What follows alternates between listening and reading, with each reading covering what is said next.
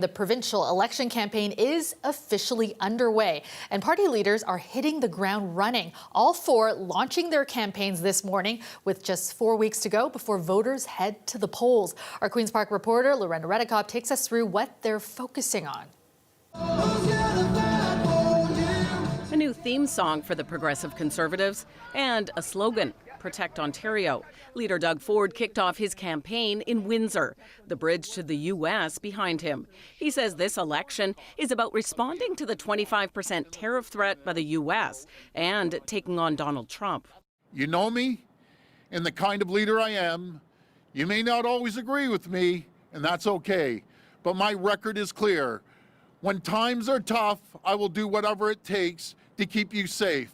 I will work with anyone, and I will stand up to anyone. The party also launched a new ad. When we know trouble is headed our way, we need a fighter. Premier Doug Ford. The NDP has a competing new ad, also painting their leader as a fighter. I've spent my entire life fighting for working people and winning. Marit Stiles launched her campaign in front of a noisy crowd of supporters and attacked Doug Ford. Is he the guy for the job? No. Doug Ford standing up to Trump? No. Yeah, I say hell no. She's pointing to her experience negotiating as a union leader. Just look at Doug Ford's track record. Over and over, he makes Bad deals for Ontarians. The Liberal launch was more low-key, outside a primary health clinic in Barrie. Leader Bonnie Crombie with the local candidate, a family doctor. Their hats a dig at Ford's Canada is not for sale hat. You can't slap a label on a hat and pretend you're a leader. Real leaders fix healthcare. Real leaders work, and they are on the job, not gallivanting around the province calling unnecessary elections. Later, Crombie was out canvassing in Markham-Stouffville. She's promising to find every Ontarian a family doctor in 4 years if she becomes premier, something the PC government also committed to 2 days before the campaign started. Right on brand, the Green Party leader launched his campaign in an electric car. See you guys, take care. He painted a picture of Ontario today after 7 years under Doug Ford as premier. Housing starts are down, housing costs are up. 2.5 million Ontarians don't have access to a family doctor. Unprecedented emergency room closures and hallway health care. We now have a cost for this early election, $189 million, according to the chief electoral officer. He says that parties have until February 13th to get their candidates in place and nominated. And as for this unusual winter election, he says they do have contingency plans in place in case of extreme weather or something like a snowstorm. The last time that Ontarians went to the polls in the middle of winter, it was way back in 1883. And that year, it was also on February 27th. Lorena Redekop, CBC News, Toronto. With the election campaign now in full swing, our Dale Manukduk took to the streets to see if people even know we're heading to the ballot box, who is on the ticket, as well as what issues are most important to them. Amidst all the chaos of daily life, the congestion nightmares, the clutter of advertisers trying to get your money, whether on social media or digital billboards, there's some really big news that impacts all Ontarians. There's an election. Let's see if word about it is cut through. Yeah, did you know that there's an election happening in Ontario? No, I don't actually. Sir, can I ask, do you know that there's a provincial election happening? Sure do. How'd you find out? Neat. At Twitter. I saw, honestly, on an Instagram post on the news. Yeah. Probably your news. So pretty good awareness that there's an election happening, but will people actually vote? Last go around, only 43% turned out, the lowest ever recorded in Ontario. But in order to vote, you got to know who's in the race. Let's find out if people do. Justin Trudeau has lied about us. All of our tax money is going to what? Like wars? So just to be clear, we're talking about a provincial election, not a federal one. Oh, provincial? Doug Ford, I don't like him either. He gives the money out for the people, like $200 for everyone. You like those checks, eh? I love it. The other party leaders appear to have an uphill battle to climb. I literally just talked to my dad about this yesterday. I forget the name though for the other ones now. So I'll give you, we'll play a little bit of guess who. The Liberal leader was the former mayor of Mississauga. No, I'm from Vaughan, I have no idea. The provincial leaders? Provincial leaders. Mayor Olivia Chow. Wait, I can't remember half of the name. You put me on the spot. NDP leader is... I have no idea who the NDP leader is. Not gonna lie, straight up. But what people did know about were the issues that matter most to them. Traffic sucks. There's too much construction going on in the city. Taxes are too high.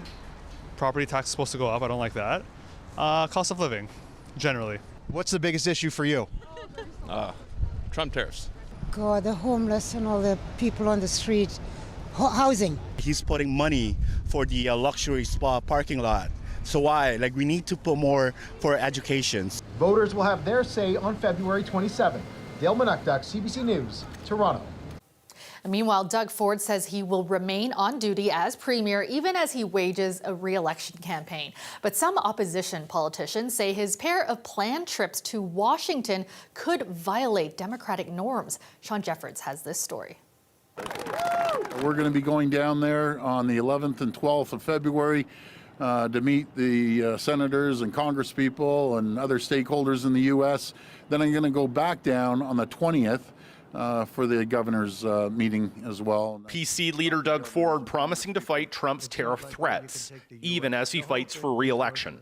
But those two Washington trips are the subject of questions as the snap election begins.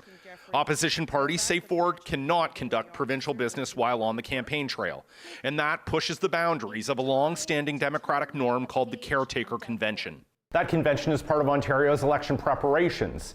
It sees Ontario's premier and cabinet remain in place while pausing all non-emergency decision-making. It aims to give all of the parties an even playing field during the campaign. Liberal leader Bonnie Crombie says that Ford should cancel both trips to Washington. He cannot use government resources or taxpayers' funds to advance his own political interests. That's what's at the basis of the Caretaker Convention. He should be here. You can't wear multiple hats, I'm sorry. NDP leader Marit Stiles says the PC leader is leaving his post at a key time. Doug Ford, he quit his job as premier when he called this election. I'm running for his job. The head of Ontario's civil service says in a directive to staff that there are some instances where the convention can be broken. Such circumstances might include a provincial emergency or a national or international event or occurrence where the premier or minister are required to exercise their duties. Any such involvement and related activities will need to be cleared in advance with the Premier's office in consultation with my office. But former Liberal Minister John Malloy says ministers are warned against using their position and platform during a campaign. The advice you're given is stay the heck away from your ministry. You're going to have to pick things up after the election if you win. And if not, things are very much on a low-key basis. York University professor Zach Spicer says Ford's plans are a gray area in the convention. He could argue Trump's threat is an emergency. I think the opposition probably wouldn't have much of a problem if the premier, very quietly stepped off the campaign trail for a couple of days, headed south, met with the people who he is intended to meet with, tried his best to advance Ontario's agenda, then very quietly returned. The PCs have said their party will pay for the trips, not taxpayers. And the Tory leader appears set to make the trips next month, despite the criticism. Sean Jeffords, CBC News, Toronto. The Bank of Canada has cut its interest rate by 25 points, bringing it to 3%, the lowest it's been in 4 months. But officials warn that Donald Trump's tariff threat is clouding Canada's economic outlook. Nisha Patel reports. The Bank of Canada cut its key interest rate to 3%, but it was talk of tariffs that took center stage. The potential for a trade conflict triggered by new U.S. tariffs on Canadian exports is a major uncertainty. The central bank warned a trade war with the U.S. would slow growth and spark inflation. It suggested 25% tariffs would knock 2.5% off Canada's GDP in the first year. Unfortunately, tariffs mean economies simply work less efficiently. We produce and earn less without tariffs. Monetary policy cannot offset this. I, Donald John Trump. Donald Trump had threatened tariffs on his first day in office, later pushing the deadline. I think we'll do it February 1st. With so much still up in the air, the Bank of Canada's next move will be more difficult to predict. I think they were very extra careful not to point in any direction about the path for future rate cuts. The uncertainty is also weighing on small businesses. Raza Hashim just opened his first restaurant south of the border. As a Canadian brand looking to expand into the US, a 25% tariff scares us. It makes me wanna rethink our growth strategy. Though the latest interest rate cut gives him some relief, he's taken out loans to build his business, and lower borrowing costs will save him thousands of dollars. It feels like, they are removing a boulder off our chest. If there are no tariffs, economists expect the Bank of Canada to continue cuts, taking the key interest rate to 2.25% this year. But if the U.S. makes good on its threat, the central bank's decisions become much more complicated. Nisha Patel, CBC News, Toronto. A woman in her 70s is dead after she was struck by a driver in North York this morning. When officers arrived on scene, they located a female in her 70s with serious injuries. Paramedics transported the female to hospital, where she tragically succumbed to her injuries. The driver remained at the scene and is cooperating with the investigation. A portion of Wilson Avenue was closed for much of the day. 5 people, 3 of them teenagers, are now facing robbery charges after a failed attempt to rob a jewelry store in Markham. It happened on the weekend in the area of Denison Street and Kennedy Road. Police releasing dramatic helicopter video today of their pursuit. Tyreek Reed takes us through it. In this dramatic video, a suspected getaway car is seen pulling over to the side of the road to pick up 3 of the suspects. It then gets stopped and surrounded by police cars. Several of the suspects then get out and take off on foot. The pursuit doesn't last long before they're taken down and arrested by officers. Their crime? The botched robbery of a jewelry store in this Markham Plaza. It looked like it was going to be a standard smash and grab robbery that we have seen the increase of over the last several months. But when they went to go into the jewelry store, it actually was closed. They weren't able to gain any entrance through the front door and then ended up running off. It happened around 5:30 p.m. on Saturday. Police say numerous people were seen in the parking lot with sledgehammers and garbage bags, adding that 2 vehicles were involved, with one acting as a lookout. Emergency response, canine, and air support units were all used to help capture the alleged thieves. In the end, 5 people were arrested, including 3 youths, the youngest only 14. A lot of these youths end up involved in robberies because they get recruited by older people. Under the Youth Criminal Justice Act, they know that they're not necessarily going to receive as harsh penalties as an adult would. So oftentimes these adults that are organizing it will go after youths to commit the crimes for them. While this one was unsuccessful, the recent surge in jewelry store robberies in the region has left many, including this local counselor, feeling uneasy. It has been very concerning for our community, especially in York Region and in North Scarborough, to hear the Tamil jewelry stores being broken into and also the mall jewelry stores. We have seen a lot of break and enters and carjacks in our ward, and recently, as 2 weeks ago, we've had a community meeting. More than 100 people attended. Police say they're still looking for one more suspect. They're asking anyone with information to come forward. Tyreek Reed, CBC News, Markham. The Lunar New Year is being marked across the GTA today, with communities ushering in the Year of the Snake. The Chinese Heritage Committee was in Markham to kick off celebrations. Chinese zodiac, we have 12 animals. Last year it was the Year of the Dragon, very strong and powerful. This year is the Year of the Snake. The snake is very elegant, very intelligent, and it's very long as well. So long in the Chinese language means long life. City leaders were at the ceremony at the Flato Markham Theatre, marking not only the Lunar New Year, but also Chinese Heritage Month, which starts in just a couple days. A motion was passed last year to declare February Chinese Heritage Month in the province. Festivities here today included lion dances, musical performances, traditional dancing, and martial arts demonstrations. And the celebration continues. The Lunar New Year will be observed for 15 days. We'll be right back.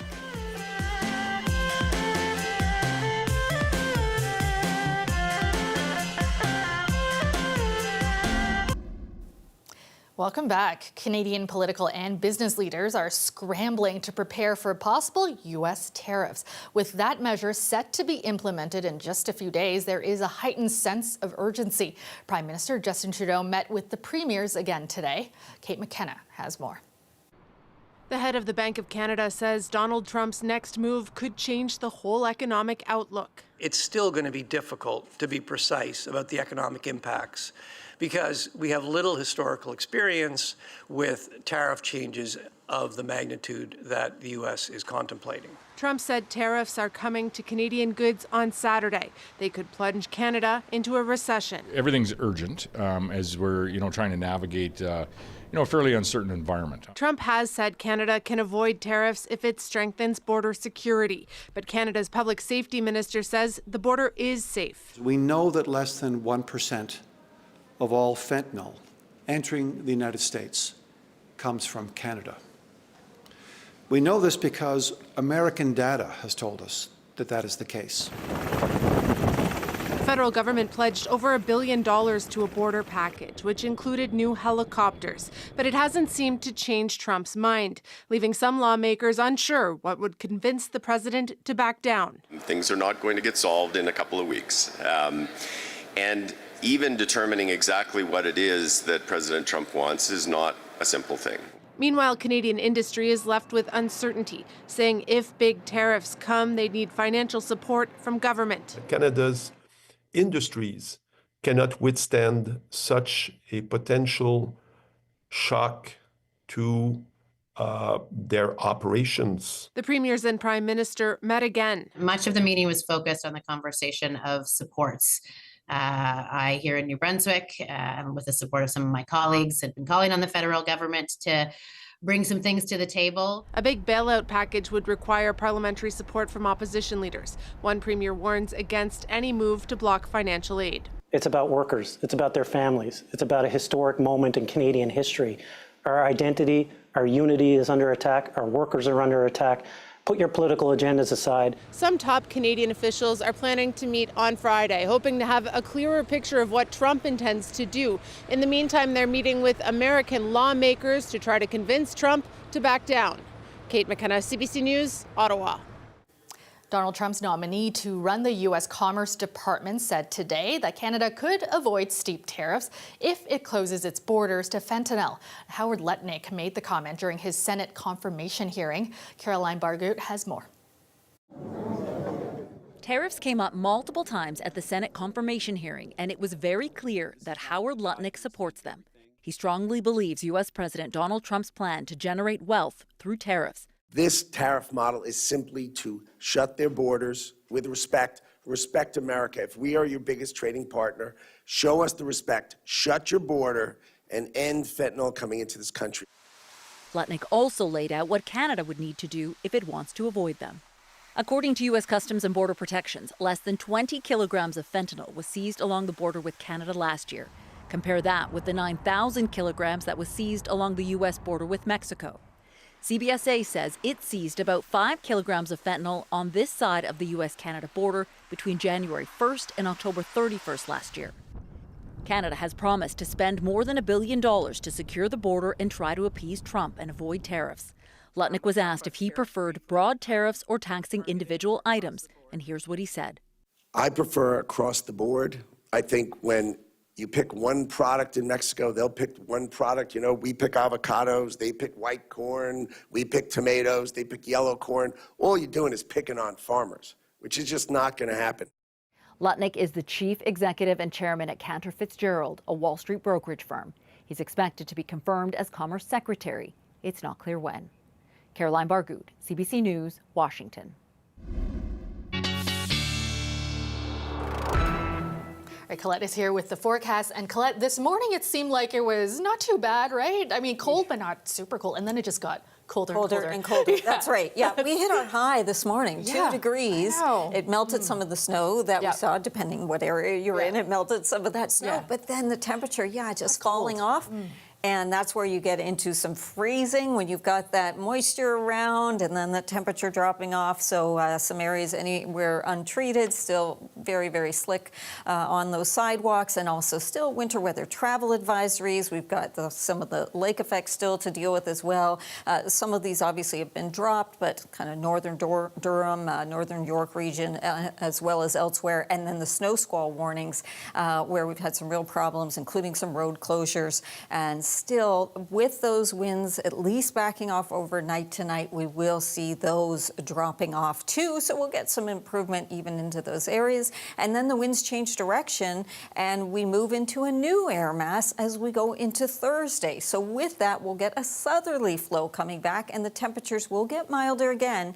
Not the case, though, right now or overnight tonight in terms of what we're looking at. So expect a cool start tomorrow morning. Now, there's that warm front coming through as I've stopped this right around the lunchtime tomorrow. So a band of some flurries, certainly possible. We'll get some cloud cover pushing in after perhaps more of a mix in the early morning hours, and then clearing comes in. So if the timing's good, you know, the sun's setting now almost towards 5:30. We might get some sun coming back towards the end of the day before that passes on through, and the temperature rises above freezing, barely, but above freezing again tomorrow. And then this next system that's going to be coming in, this Texas low, watching this one carefully for how it tracks, bringing some wet weather, kind of a mix of precipitation Friday into the Niagara region. But if it slides, that tracking comes a bit further north, then that changes everything for the GTA, and we get into a slushy mix as well. For now, it stays mostly south, and so that's where the active weather stays. Now, with this warm front tomorrow, I said, you know, some flurries for a time. Yeah, negligible, a trace to, okay, Oshawa may be a centimeter. We'll see if you even experience that. So this kind of pushes on through, and then we get into the milder air. Tonight, though, -10 for the low for Toronto. And yeah, it's going to be feeling more like -15. And then there we go. Tomorrow, the warm up, and Friday, that mix, but it pushes us again above freezing. So looking good there. Until Saturday. Back down to Saturday and start of February. There we go. Yep, the next front comes through, and that's what happens. All right, thanks, Colette. And that's all the time we have tonight. Thanks for watching. Have a great night, everyone.